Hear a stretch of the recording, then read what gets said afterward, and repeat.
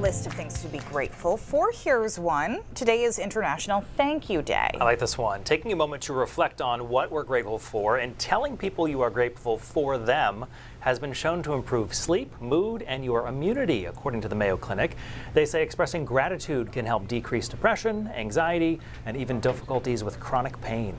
The power of saying thank you is so great it influenced author Katie Bloom to write a children's book about it. She wants kids to start thinking about a gratitude from a young age. And as our Peggy Kaiser found out, that idea struck her while she was standing in a bookstore.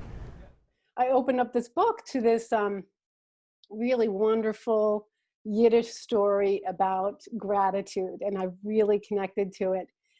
And it really was about noticing what you have versus what you don't have, and then how the world responds to that, how the universe, how God, whatever you want to call it, responds to that.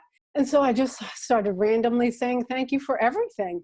Thank you for the gas that I do have in my car. Thank you for my rent money. What happens with gratitude is there's two aspects of it. There's the psychological, and then there is the spiritual. So the psychological is that your eyes become wider, and your perspective changes. I believe the spiritual aspect of it is that you are creating a connection with something bigger than yourself. And that's really where the book comes in, this kind of connection between this little girl and God, universe, goodness, higher power, whatever you want to call it. She was inspired to write The Thank You Game after she had created a gratitude journal for some of her clients, women in recovery, and they wanted the same sort of journal for their own children.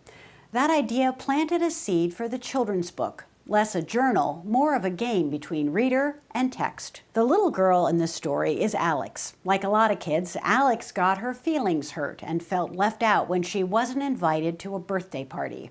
Her mom suggests they play a game, saying thank you for all that Alex can see and feel, everything you would feel sad about if it went away. Alex is supposed to name things she's grateful for and thankful for, and then her thank you is kind of sent up out into the trees and the wind and to God and all the angels, and God and all the angels laugh with joy and smile goodness down on Alex, and then Alex feels happy.